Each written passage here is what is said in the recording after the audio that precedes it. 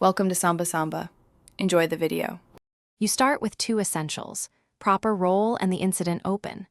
Once you have the incident, verify the CI, symptoms, impact, and priority so you avoid creating duplicates. Then, use problem search to look for matching problems. This prevents redundant records and preserves history. If you find none, proceed immediately. Do not wait.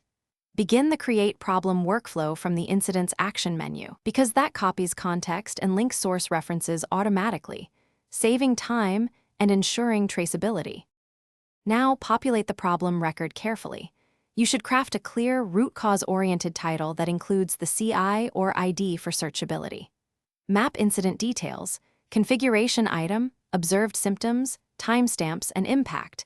This preserves investigation context.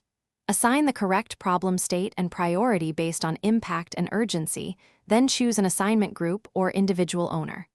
Once assigned, link all related incidents and attach logs or alerts so investigators have everything. This reduces back and forth and speeds diagnosis.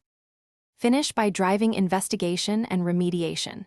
You should create RCA tasks, add a documented workaround, and generate change requests for permanent fixes when required. Update stakeholders with status and link knowledge base articles so support teams can act. Once a permanent fix is implemented and verified, set the problem to resolved then closed, documenting the timeline and closure rationale. If things go wrong, check the problem's linked incidents and ACLs first. Most errors are missing links or insufficient role permission. Thanks for watching. Consider subscribing if we helped you.